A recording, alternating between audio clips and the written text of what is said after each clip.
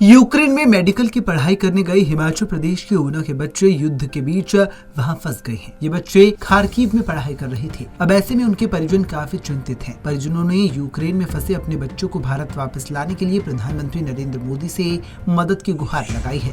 परिजनों की माने तो उनके बच्चे वहाँ पर मुश्किल हालात में रह रहे हैं। वे बंकर में रहकर अपनी जिंदगी जी रही है। उनके बच्चों को वहाँ खाना भी ना के बराबर मिल रहा है। अगर इसी प्रकार चलता रहा तो बच्चों की हालत और ज्यादा खराब हो जाएगी।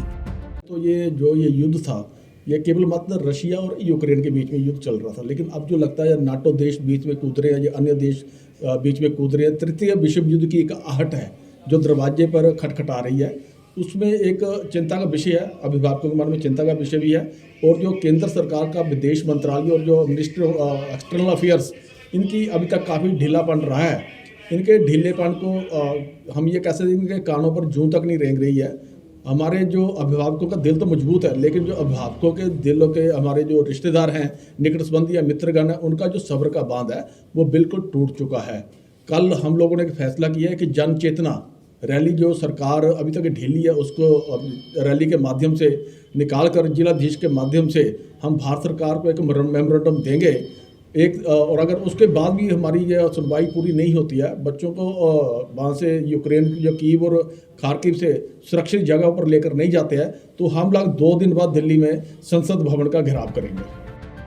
वहीं बच्चों ने जब वीडियो कॉल के जरिए अपने माँ बाप से बात की तो उन्होंने अपनी दुख भरी दास्तां सुनाई। इन बच्चों की माने तो एम्बेसी की ओर से कोई सुनवाई नहीं की जा रही है और न ही कोई एम्बेसी की तरफ से मिलने पहुँच रहा है, जिसके चलते उनकी चिंता और बढ़ रही है। हमने खाना खाते हैं, बट थोड़ा सा क्योंकि यहाँ पे ईद भी हमारे साथ सुपरमार्केट है, वहाँ पे भी सारा सामान खत्म हो चुका है A to Z, क्योंकि यहाँ के जो यूक्रेनियन पीपल थे उन्होंने सारा खाना यहाँ से ले गए और ट्रांसपोर्टेशन सब बंद है, तो ट्रांसपोर्ट कोई सामान नहीं हो रहा है यहाँ पे। तो यहाँ हम नहीं जा रहे, तो बहुत लंबी लाइनें लग रही हैं। 2-3 घंटे बाद हमारी बारी आ रही है यहाँ पे, और सामान जितना देखा जा रहा है उस पे कम है। पानी नहीं मिल रहा है क्योंकि पानी हर जगह पानी की सप्लाई बंद कर दी गई है। यहाँ पे नेट का इशू आ रहा है काफी ज्यादा, तो पता नहीं क्या होगा।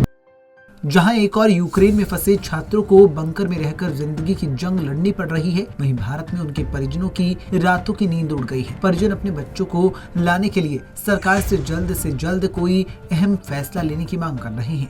साथ ही उन्होंने दिल्ली जाकर धरना देने की चेतावनी भी दी है। बहरहाल अब देखना ये होगा कि यूक्रेन में बने हालातों के बीच भारत सरकार कैसे सभी भारतीय लोगों को वहां से सकुशल वापस ला पाती है। पंजाब केसरी टीवी के लिए ऊना से संदीप खड़वाल की रिपोर्ट।